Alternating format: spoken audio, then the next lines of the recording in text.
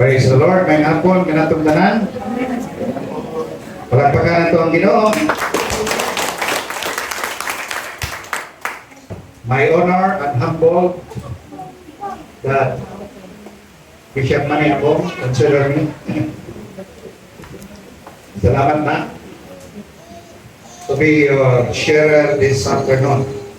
And with a good team, our prayer foundation. So wala makabalo, kini nga simbahan ang kapahulayan, diya ko biyahe ni o Sambuanga, Lanao, diri kami mag-stop over. So salamat sa Lugain Church, Lugain Family, palagpakan nato sila. Karon, sa mga magkita pa. 10 years ago, nag-meet namin ni Bishop Manny, o katong mga young people diri. Gato silang ipangita. Uban din ako siguro, kay dagko na sila. Kay dagko na paglawas sa uban. Pero nalipay ko nga sa mga testimonyo, ikan sa pagsugod, ng magkaroon, nagpabilin mo diya sa Ginoo. Tungod sa likod ng patukuranan. Amen? So karoon, manindog ta. Let's stand in the presence of God as we read some verse for our theme this afternoon. Ephesians 2:20, and are built upon the foundation of the apostles and prophets, Jesus Christ Himself being the chief cornerstone or foundation, in whom all the building fitly praying together groweth unto a holy temple in the Lord, in whom ye also builded together for the habitation of God through the Spirit. Another verse, in 1 Corinthians chapter 3 verse 10, according to the grace of God which is given unto me as a wise master builder, I have laid a foundation and another buildeth thereon. But let every man take heed how he buildeth thereupon. For other foundation can no man lay that is laid, which is Jesus Christ. Let's pray. Father God, we thank you in Jesus Christ's name. Lord, we approach your throne of grace and thank you for your presence upon this church, upon your people. Lord, we ask your wisdom. And now you will bless your people, your word, and your servant, and this word will remain in our hearts and grow together as the temple of God in this arena. Bless us all together in Jesus Christ's name. Everybody say Amen. Okay, maglingkod. Mayong hapon once again. May hapon. Mayong hapon. Praise the Lord. Congratulations. Because this is your 13th year, no? Ika-13 na anibersaryo, no, sa Lugain Church. Salamat na kung may 13, I'm pretty sure napay 14. Amen. Napay 15. Amen. Hantod sa pagbalik ni Kristo. Amen. No, mao na nga pinaagi sa grasya sa Dios ningon si Pablo na usa ko nga magtutukod apan aduna nay gitukod daan. Usa ingon siya bantayi unsaon ninyo pagtukod ang patukuranan. O walay lain tinukod kang daan, kini gitukod sa pundasyon na mao si Ginoong Jesucristo. Therefore, automatically, the firm foundation is Jesus Christ. Palakpakan nato atong Ginoo. Ano man, kaya nag-ingon siya nga dapat matukod kang Ginoong Jesucristo. Why?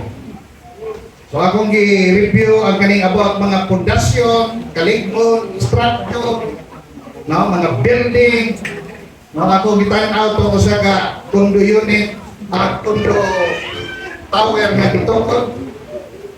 Kung sa siya kataas, almost po katunga sa iyang building, mako'y kalalong sa pundasyon. No? So dili ka maka hukom sa usa ka lig-on sa building sa beauty sa iyang atubangan. Kaya ang foundation dili nimo makita. So ang kalig-on mahukman nimo kung liligon nimo ang foundation sa building. The same po sa usa ka dako nga kahoy, No, kaning kahoy kung makita na ganimo nga labo na kayo siya, ug asa nang bukad sa iyang dahon o punuan, anak pod kalalom og katag ang iyang gamot. O na makakita mo kahoy nga bisag nalaya na di pagyapon matumba. Bisag wa nay dahon namatay na siya, di gyapon matumba unless putlo nimo. Nganuman kaya ang iyang pundasyon likod kayo. Pero sigurado ko nga wa pa ta malaya na. Kaya may pamanta mo saya. May pa mo wara-wara sa itong gamot. Amen? No? Wala karong hapon na, I would like to reaffirm the thing that the firm foundation is Jesus Christ. What I like. Amen? Wala nga sa Hebrews 12:2, kitambagan ta ni Apostol Pablo, give us some advices. Tingnan ta niya that you have to fix your eyes unto Jesus. Gini dapat tutok lamang kang Ginoong Jesucristo. No? Ang buot pasabot kanang fix our eyes looking unto Jesus. Sa translated Greek ingon siya, you have to nail it. Ilansang ang imong pagtutok, ilansang ng Kristo. Kung napatay lang tutukan, o na usahay, maluya na. Kung nga na yung pastor, kaya lang tutok sa tao. Hindi tao, hindi itong makita, pero hindi makita. Hallelujah. No, nga naman, kaya yun siya is the author of our faith. Siya ang tinugdan sa atong pagtuo. Sa iya ng origin ang atong pagtuo. Siya naghatag sa atong pagtuo. Kung ingon na ang finisher, sa iya ma-establish ang atong pagtuo. Nganong sa iya man, ay siya lagi ang pundasyon. Amen? Kani nga building ni mo baro, kung ka ng mga poste, wala ka kuning sa pundasyon sa ilalo. Amen? Ikaw, wala ka kabarot. Sa 13 katuig nangalagad ka, daghan na kang nagian. Tama ba? Niagi na po ka kundang, di ba? Nibalik na po ka. Di ba? Ano ba? Mabalik po ng anniversary. Mabalik po Thanksgiving. So kamong nakabalik, ayaw na mo kundang. Ipadayon na nato na. Amen? Ito yung nakabalik ka ron. Ato na ning ipadayon. Amen? Bisa ko yung anniversary. Nga naman, kay si Jesus na karon atong tutukan. Amen? Mga na siya. Nag-ingon na rin sa Colossians chapter 2, verse 6. As ye have therefore received Jesus Christ the Lord, nakadawat naman tagtanan ni Ginoong Jesucristo. Ingon si Paul, so walk ye in Him. Paglakaw ka mo, uban ka niya. Ayaw yung biya niya. Lakaw yung uban niya. Hallelujah. Ayaw yung distansya. Kung yan yung 7, rooted. Kagamot. Condition niya po. Amen? Atong gamot, na akan Jesus. Niya ingon siya, built up na bunda na tukod. Established in the faith. Nalikon dihas pagtuo. Ang pagtuo, sintro, si Ginoong Jesucristo gyapon. Nga naman, because you have been taught kitudloan ng taliani, dugay na. Ingon si Pablo, aron ka mo makapasalamat sa Ginoo. Kani kitang tao nga nakatutok ni Kristo, di man pernihayahay, na may kagulanan, na may kasakit, na may kapait, na may pagsulay, paglutos, na may pagmahay. Pero kung nakatutok ng Kristo, bisan unsa mo abot sa imong kinabuhi, makapasalamat kaya po kas Ginoo. Amen. Larpa ka na doon. So tama din ang tingkaro. The firm foundation na mao si Ginoong Jesucristo. Nga naman, nga pinaagi mas pagto. Kung saan man nato ning pagto? Ingon siya, ang pagto magagikan sa pagpaminaw o sa pagpaminaw sa pulong sa Ginoo. What's the connection of the foundation and the faith and the Word of God? Una, si Jesus ang foundation, ang pagto, si Jesus ang tag-iya, siya ang naghatag, o siya ang tinugdan, o gitukod talihan niya.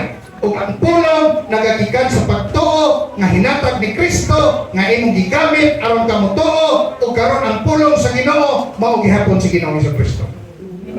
Tama ba ito? Malibog na mo, apa? So, importante kayo na makabalota sa atong direksyon. Kay lisod kayo, maabot na tag 15 katuig, unya mo desisyon tag mo undang, isaya nas 15 katuig. No? Ipala pagkasimbahan, ikarga pagkasatot, niya nahulog, pagkapamanday, pag-abot sa 15 katuig, minundan. Hallelujah! Ha? O na nga kinahanglan, klaruhon ang pundasyon. Nakoy namin ko sa dito sa Davao de Oro, usa ka missionary. He is come from the Calvary Baptist, no, sa USA. Iignan ko niya. You know, brother, lahi ang Kristohanon sa Amerika, o Kristohanon sa Pilipinas. Ito nga naman, kung sa Binisaya pa, siya sa Amerika kami, pulong yun ni. Tulong yun ni. Dili siya kusog ang hilak-hilak. Ano siya? No? Alipay-lipay, lingaw-lingaw. Ikaw sige lang. Kaya ka lang tuon o hilak-hilak, amo nang usahon, di ba? Ano na kompleto. Nga naman, importante yun ang pundasyon sa pulo. Kaya maabot ang panahon, no? As you grow mature in the Lord, hindi nakakailang. Pero importante, ngalingon ka, kaya nakabarong ka sa pulo sa Ginoo. Amen? O, muna siya. So, ningon sa 1 Corinthians chapter 2 verse 2, ang ingon ni Paul, for I determine not to know anything among you, save Jesus Christ and Him crucified. Kanawas Pablo, ingon siya nga ako sigurado, desidido, no? Nawan ako mag-apas, makailan ninyo, gusto ko lang mailhan si Kristo na nagaluwas, kung siya gilansang sa cross. Dato para Apostol Pablo, daghan mag-sirkumstansya, daghan mag-nakauban, ang uban bibiyaan siya, ang uban nauban niya, daghan mga nahitabo sa iyang kinabuhi, pero ingon siya, wa na ko'y laing Diyos nga pagandoy, basta mailhan ako sa Kristo, o ginuwas pa niya, o nagpalansang siya sa cross para kanatong Amen. Gapon dito si Dio, akong gidasig ang mga pastor. Go ang ministry o sa bukas, para tao. Ayaw mo kundang. Isang ikaw na lang. Ngayon sila ka nang sa Bible dahil tayo nga 2 or 3 are gathered. Nga ako na lang usa. Hindi ayaw kagool. Kaya si Jesus, di kinabubiya simbahan. Luha lang gihapon mo. 2 or 3. Padayon. Amen? Palakpakan sa natang ginagawa. Hallelujah. No? Kung yung padayon si Paul, naingon siya sa 3, I was with you and witness in fear and much trembling. Oh. Ana nang alagad sa Ginoo, di mo biyaan sa kasakit. Unungan mo sa mga kayubos. Unungan mo sa mga paglutos. Di lang sa kalipay, di lang sa kalamig, no? Pero karon magunong yung taskaon ng lamig. Amen. Hindi man sure ni mahanaw sila. Nakakaon mo dahil sa inyo. Bigla, kay kami na lang niya. Pero ingon si Paul, nakikuban ko kaninyo sa tanang pamaati. Kunya, ingon si 4, ako nagawali kaninyo. Dili sa mga maayong pinulungan. Dili sa mga nindot kayo. Nga mga gibuhian ng mga pulo. Apang ingon siya, pinaagi kini sa demonstrasyon sa Espiritu, wala ang Espiritu, o gahong sa Diyos. Still the foundation, may i-express ni Paul si Jesus Christ. Amen. Kaya pagpangalaga din yung madag, pa-cute-cute. Pero cute yung pastor. Ha? Tama, di mo agree sila na gwapo ilang pastor. Palagpak kinabi kung gwapo mo din yung pastor. Ha? Kaya kung hindi kumuhan ko na anak na ko na, hindi na gwapo. Kaya ang anak ko ba, liwat sama. Relax lang. Hindot kayo atong panahon, pwede ka padugay. No? Ipaulan sa Ginoo, bugnaw kaayo, di ba? Kaya bago pamantanan ni Otto, at least bigkaon o niya, bakanti na kayo atong tiyan. Hanya isunod dire, ingat siya that your faith should not stand in the wisdom of man. Dapat yes. Itong pagtuo ha. Dili ni mo baro ka ng mga estilos tao. ng mga teolohiya nga hinimo sa tao, mga prinsipyo, sistema sa grupo, dili dapat nakapundar sa pulong sa Ginoo. Yes. May mga Kristohanon sa Book of Acts na once makadungog sila mensahe, aprihan yun nilang Biblia. No? I-check yun nila. No? O aron mapatunayan nila o kanilang nadunggan kamatuoran pa ba ni? Oh. O niya, ingon siya diri, hallelujah. No? There is a six, how we speak wisdom among them are perfect, yet not wisdom of this world, nor of the princes of this world that come to naught.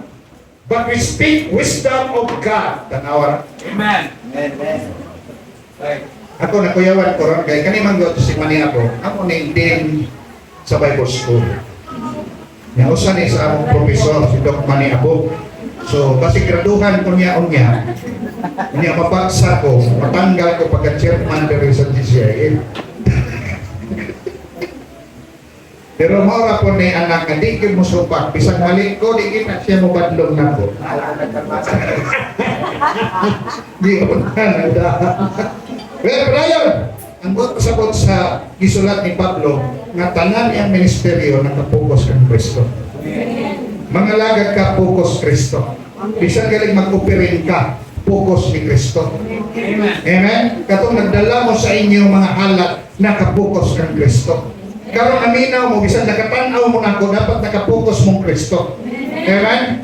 Musod ta simbahan mo gawasta, nakapokus kang Kristo. Nga naman, kay si Kristo lang ang misaan, ganita niya biyaan, o tinta niya pasita. Amen. Yang hapon, yung mga tugwali, magbulang naman ta. Pero Jesus, siniguli ni mos balay, kauban paghihapon ninyo. Amen? Usay ang tao sa kalami lang, sa kalisod, biyaan ka. Pero si Kristo, isa sa Kalbaryo, ikaw ang bibiya, pero siya ni padayon sa dito. Aron ikaw ako, maluwas pa. Amen? Inana kanito, kung nakatutok tas pundasyon nga mao si Ginoong Hesus Kristo. Plakpakan na itong Diyos. Ay mo kagol ba sa Thanksgiving, dali ra ko mahman. Kay excited ko. Kung ka mo excited. Ha? Ingon diri sa Matthew 17:4, then answered Peter and said to Jesus, Lord, it is good for us to be here. If thou wilt place us here 3 tabernacle. Ang mga kanina itabo sa Transfiguration. And one for thee, one for Moses, and one for Elias. Sa dihan, nagkuyog siya sa iyang mga disipulo, nagadto sila sa bukid, kung nag-ampo sila dito, paghangad nila sa langit, mi gawas ang naong ni Jesus. Ni transfigure dito. O kitapara ni Moses, kitapara ni Elijah. Mo na ningon dayon si Peter, Lord, maghimo tang tabernakulo. Imo kang Elijah kang Moses.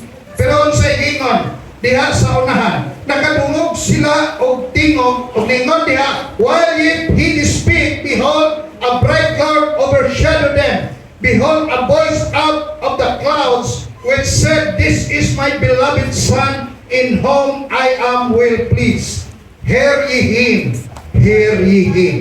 No? Sa dihang ni appear ang ilang naong tulong abuok, kung na glory nga may kanalog, ikaslangit, kung itabunan sila, nakadungog silang tingog ikan samahan. O mingon ang tingog, mao kini atong hinigugma nga anak. O ingon siya, paminaw mo kaniya. Wa mo ingon paminaw kang Moses. Wa mo ingon paminaw kang Elijah. They are good, great men of God. Moses a good, great man of God. Elijah, great prophet of God. But dili na ni panahon ni Moses. Di na panahon ni Elijah. Panahon na ni Jesus. The foundation. Hallelujah. Mo nang ingon na ang Diyos, paminaw mo kaniya. Oh, glory to God. Mo na importante nga kabalutan maminaw sa Dios ug sa iyang pulong. Glory to God. Di ka pwede mo ingon nga naminaw ko sa Ginoo, pero kay basa-basa sa pulong sa Ginoo. Ngayon, gipadayag sa Dios nako, pero wag kay bersikulo isa ko sa. Kasi imo ra nako kanang Biblia. No? Oh. So padayon. Na naman. John chapter 1 verse 14. And the word was made flesh and dwelt among us. Ang pulong na himo siyang unod o ug nakig-uban diri kanato. And this is the word from the beginning when He created the heavens and the earth. Ingon sa book of Hebrews, tanan lang gihimo pinaagis pagpamulong o kaning pulunga kauban as amahan sa sinugdanan pa sa dihang gihimo ang kalibutan o kaning pulunga mao'y gahom sa Dios o karon nahimo siya unod o nakig-uban kanato o gidawat nimo nagpuyog sa imong kasing-kasing mo nang naluwas ka mo nang di na dapat ka mahadlok kay gipuy-an nakasanak sa Dios na maong pulong. Hallelujah. Amen. As I ponder upon this mga verses, karon pa din nabuhi sa kuha. Noong nakita na ko unsa ka importante kaning pundasyon, pulong o pagtuo. Karon nowadays in the ministry, daghang milagro. Huwag nating to worry about that. Because resulta na sa pagtuo nimo kang Kristo. Pero sultihan ta ka igsuon, moabot ang panahon na mawala na ang mga gasa, ang magpabilin, ang pagtuo na lang, o ang Kristo, o ang pulong nga gibulagan nimo at babangan sa Ginoo. Amen? When pa, pag-abot, imang guys, Paul nga, pagbiya niya kang buwan, Timote, pagtuo na niya ang gibilin. Gunitin na yung pagtuo. Ano yung Paul, gunitin na yung speak in tongues. Gunitin na yung propesya. Wala siya mag-ingon ni anak. Because faith matters most.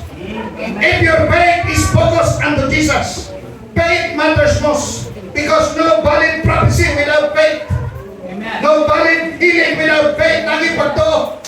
Hallelujah. No valid speaking in tongues without faith. Amen. Because faith must look and fix unto Jesus. Amen. Huwag ako'y pasabot. Kung nagpropesya ka, pero you are conscious of yourself, that is invalid.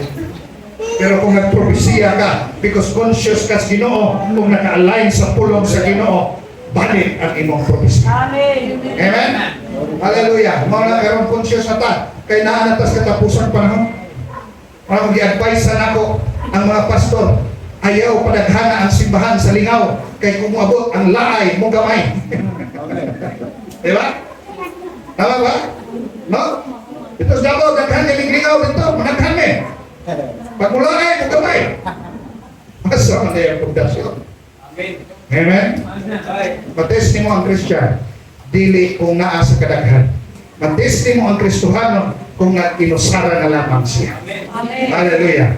Niya mga butra mo ginantak na, let's prepare ourselves. Prepare a Christian. Sa church, ako na silang indagdaan. Mga anak, mga igsoon, abot yung panahon. Nga di na ta magkita kay pasig bawal na. Nga dapat, kabalo na ka mo dasig sa imong kagalingon. Di ka mag-agad sa akong pagdasig.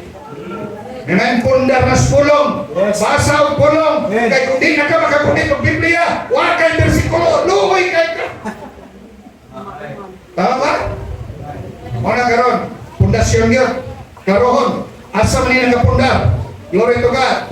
Nga naman, kaniingon dere, the glory as the only begotten of the Father, full of grace and truth. Si Jesus, puno sa grasya. Christian, na atas grasya, pero sumpayin po kamatuoran. Amen. Kaya nang nagpuyos grasya, wa kasubay sa kamatuoran. Pagabot sa katapusan, dili ang grasya ang ulfog nimo ang kamatuoran. Iluwas kas grasya, pero hukman kas kamatuoran. Mao nang giingon gyud diri, full of grace and truth. Pares gyud siya. Mao na nga si Jesus kunos grasya, puno po siya sa kamatuoran. Hallelujah. Kunya nga ng pulong kanunay, hallelujah. Ingon diri sa John chapter 5 verse 39. Tambagan ta, search the scripture. Kung pa sila search sa Facebook, wala sa scripture. It's a classmate na ko. Na-classmate na ko dire. Gusto mo search sa Facebook? Inikman ta. Ang sa'yo, ang sa'yo yung unang buhat. Naon. Sa'yo na ako.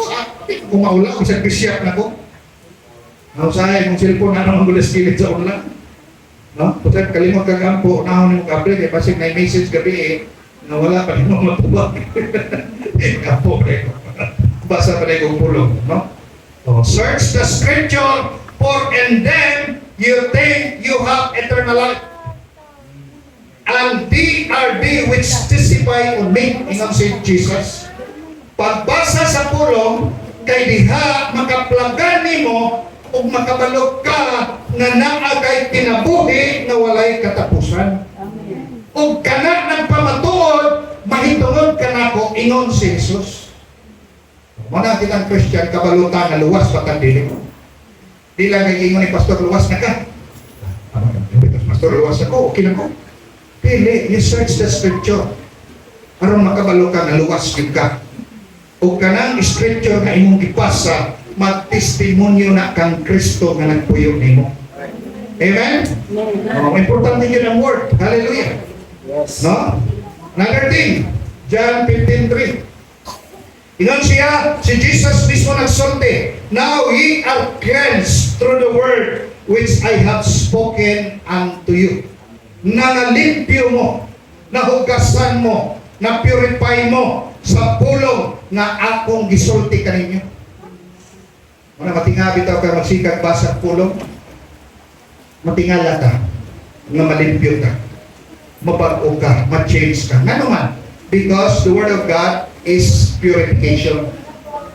Symbol gali sa Word of God is water. Mulimpyo, salamin, makapanamin ka. Diba? Kaya dito mag-make up ang babae, manamin man yun, para sigurado yung kilay pantay. No? Kaya daw yung tapal, pantay mo ng kilay yan. Ay, ako sabak. Dapat hindi na lang musimba doon. Ha? Ano ang pulong? Can change you, can cleanse you. Hallelujah. No, tudluan ka niya. Mauna nga imong basahon, aron malimpyuhan ka. Mauna nga ingon nga, anila kong simba, dali na kos balay. Ha, ano pagkalimpyo, why? Madung ka nimong pulong ka. Tama ba? Amen? Amen. Amen? Amen. Hindi mamalik ka tagsimba. Amen? Amen. Kung karoon na ni balik, ipadayo na na. Amen? Amen. Lagpagan na itong ginawa. Okay pa mo diha? Okay pa ta? Pwede pa mo padayon? Okay. Matthew 7:24. Therefore, whosoever heareth the saying of mine and doeth them, I will like him unto a wise man, which built his house upon the rock. And the rain descended, and the floods came, and the winds blew, and beat upon the house, and it fell not, for it was founded upon the rock.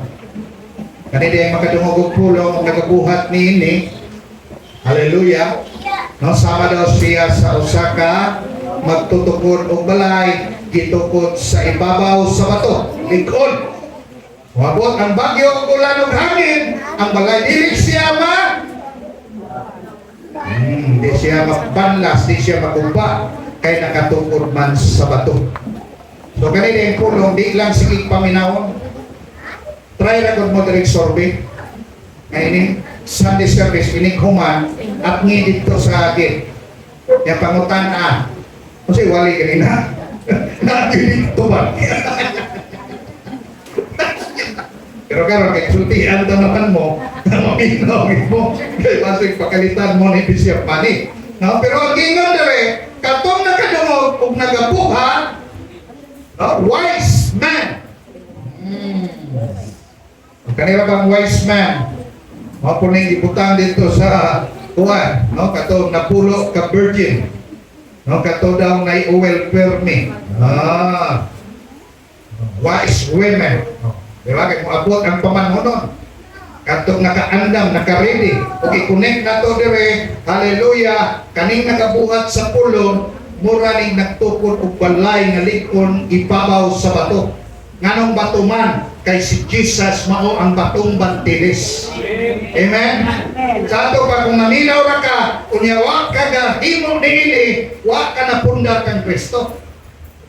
Pero kung naminaw ka, o kasunod ka, nagabuhat ka, nakapundar ka ni Kristo, nga mao ang batong bantilis. Palagtakan na itong Ginoo. Hindi man yung pinahanglan kung pila ka libong bersikulo ang memoryahon. Importante nga kanang bersikulo nga imong naanggon ginahimo nimo.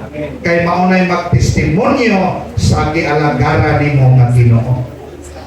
Amen ba? Oh, kita pagkabutan James 1:22. Ingon siya, be ye doers of the word, not hearers only. Oh, duha pa.